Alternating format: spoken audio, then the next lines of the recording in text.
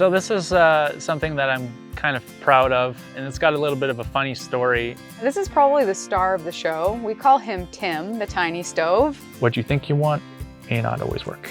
Hey guys, my name's Alex. And I'm Meg. And this is our van, Betty. Come check it out.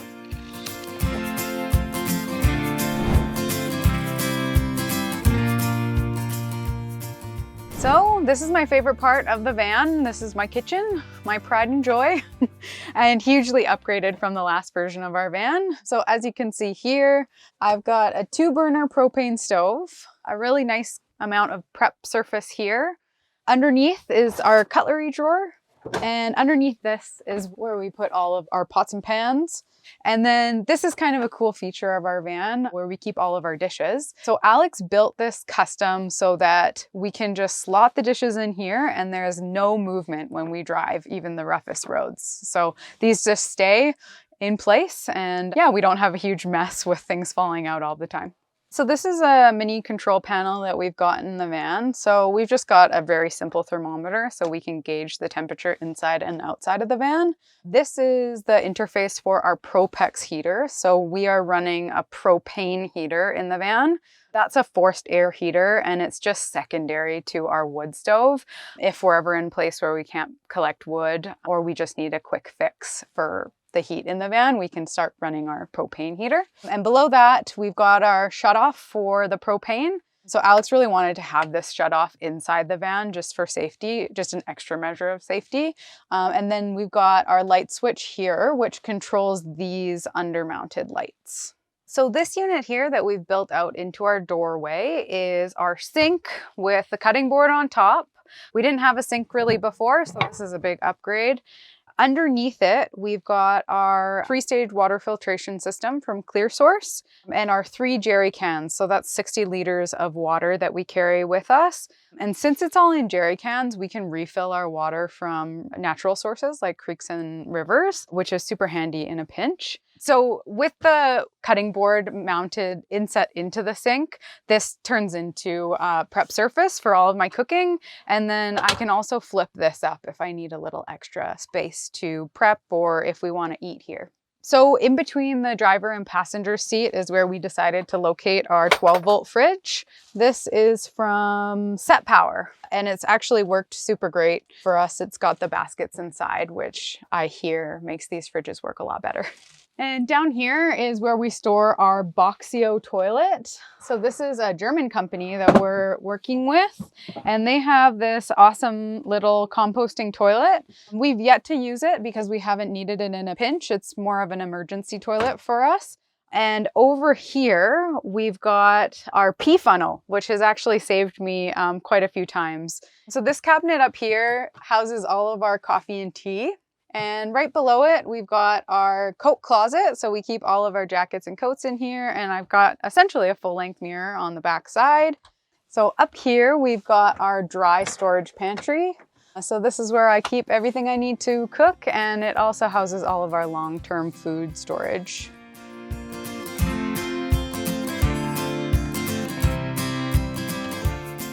So I've been living in and out of a van since 2016. And have had a large array of different vehicles ranging from the trailer to an 8.5-ton military truck house situation that I built as well. Kind of slowly narrowed down what I want out of a vehicle, out of a traveling home. It's actually kind of resulted in a 2-wheel drive van, which is this. So I grew up in North Van, which is a suburb of Vancouver, and it's right at the base of some big mountains. And so it's a pretty nature-loving community, I would say. I was just tent camping until maybe 24-ish. And that's when I took the plunge and bought myself my first Dodge Caravan that I popped a bed in the back.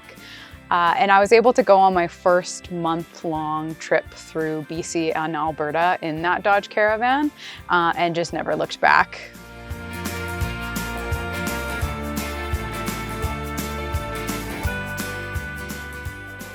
So So welcome to our living room slash bedroom. So what I'm sitting on here is our couch in the daytime, and it turns into our bed at night.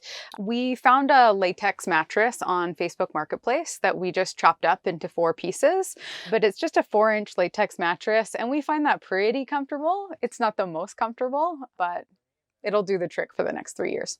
So all the way around my head is our clothing storage. So on either side, this is my side, this is Alex's.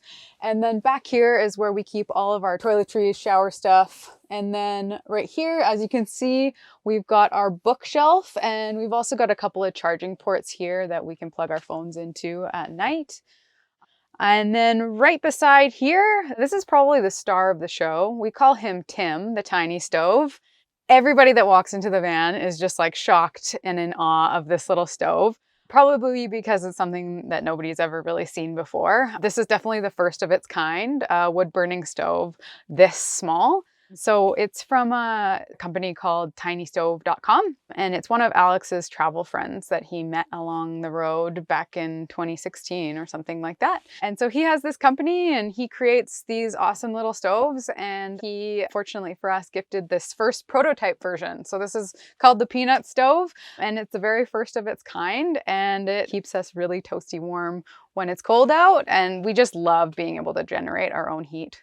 Another cool thing about this stove is that the exit pipe is actually a hatch. So when we're driving, we don't have to have the flue pipe up. We can actually take it off, close the hatch, and then there's nothing for branches and things to get caught on. So every time we want to use the stove, Alex just goes back, grabs the flue pipe, and pops it on top. So this here is a very last minute addition to the van. I think it was the last thing Alex installed. Just got some recycled corkboard and framed it and added a whole bunch of little Polaroids that one of our good travel friends took for us last year on our travels. So we think this adds a really nice little personal touch to the van. So the name of the game with this version of the build was really to maximize all the space in the van so that we could have as much storage as possible.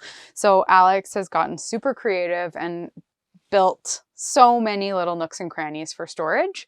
So we've got our laundry hamper up top here. The door just flips down and we can shove all of our dirty laundry in there. Below the laundry hamper, we've got cabinet, which is actually our ventilation cabinet for our Propex heater, but it also doubles as more food storage, so I can keep all of my canned goods in there.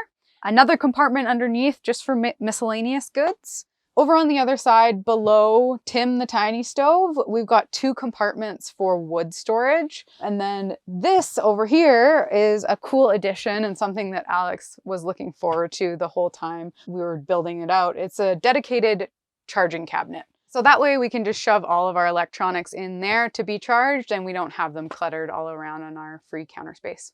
So this is a Lagan style table. Alex welded the mount right to the frame here. And we actually call this Alex's throne because this is the place where he sits for most of the time doing editing and whatever else. And then what I'm sitting on here is what we call the garbage stool. It acts as a stool for seating, and then also we keep our garbage and recycling inside.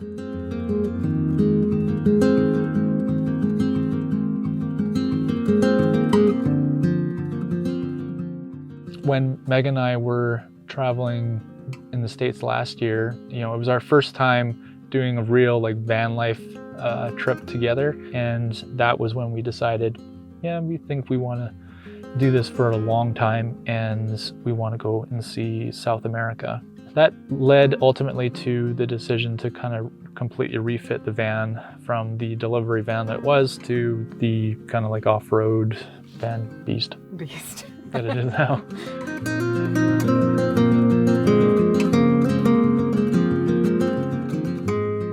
So we actually did a fairly large collection of exterior modifications to the van when we rebuilt the van this past summer.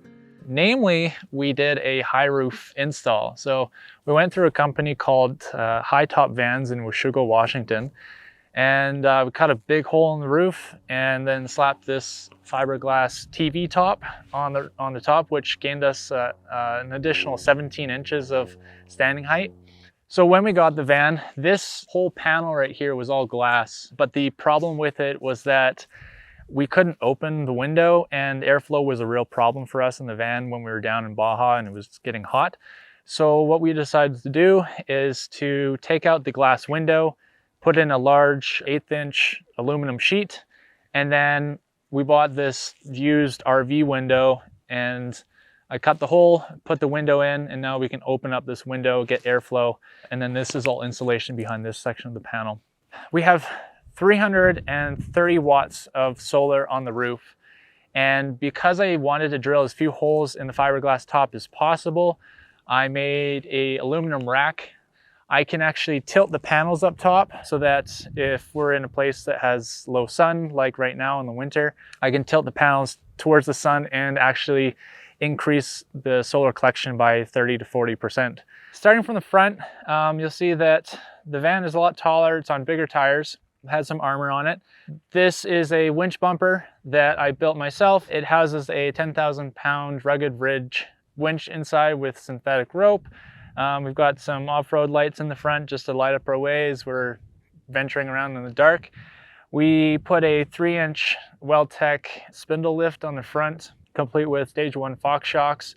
And then we put a 285/75/16 Firestone Destination MT2 mud terrain tire.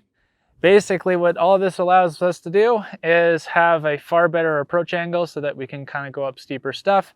One of the questions that we're asked most often is whether or not we are going to swap the van to 4-wheel drive, and our answer is always no. We would much rather spend the money of a 4-wheel drive swap on actually driving around and seeing places, and we can make it to like 95% of the places that we actually want to go.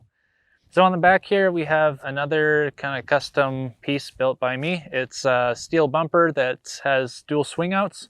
For me, it's really important to have the proper recovery gear because we are 2-wheel drive and we kind of like to go places. So I took this kind of really just basic aluminum storage box that usually goes in the back of pickups, turned it sideways, built a frame for it, and now I have a box for our propane, my recovery gear, and some other tools. So as you can see, we've got a really fairly sizable storage space back here.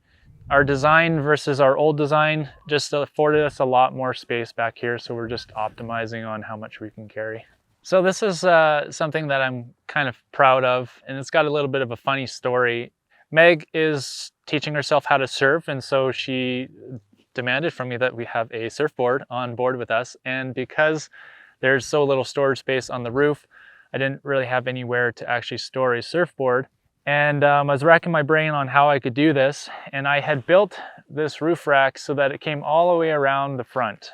And after building it, I was like, I don't like it. So I lopped off half of the frame and just put it back for storage, and looked at this aluminum piece that I'd built and realized that the two sides of it actually matched the curvature of the van. And so I just built a hook onto them, and now they serve as the surfboard rack. So these pieces actually just come off really easy. You just unscrew these two bolts at the bottom and then lift them off. So when we don't want a surfboard and a solar shower on the side of the van, we can just pop it off and put it in storage. Yeah, and in addition, we have like I mentioned, a solar shower up here. The sun kind of heats it. It'll be a little bit warmer than frigid usually.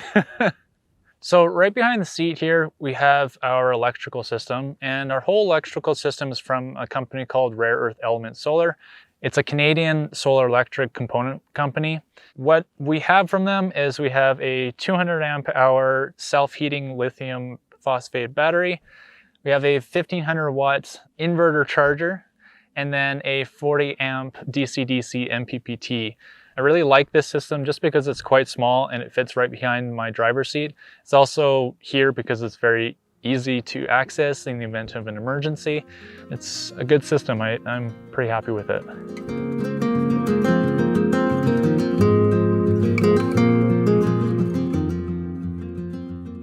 What I would say to any prospective van life person or someone that wants to live out of their van is before you throw any money at it, do all the cheap stuff first. Buy yourself an air mattress or whatever, and just go and spend some time in it and figure out if it's gonna work for you, if the layout that you have in your head is going to work for you.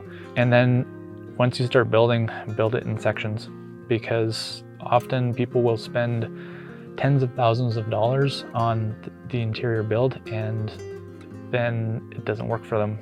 And so they'll either rip it out or buy an entirely new van. So I would say, save your money, just do it incrementally, and figure out what you want first, because what you think you want may not always work. So thanks for coming on this journey with us and watching our tour of Betty, the old 2-wheel drive Chevy Express. We hope you enjoyed it, and we hope you thought this was a pretty cool build in a tiny home. Yeah, and if you guys want to follow along on our adventures, you can find us on both YouTube and Instagram at Roamlander, ROAMLNDR, and our website is roamlander.ca. We're going to be doing a lot of really cool stuff in the following 2 years or so. So yeah, if you want to see more of that, just follow on our socials.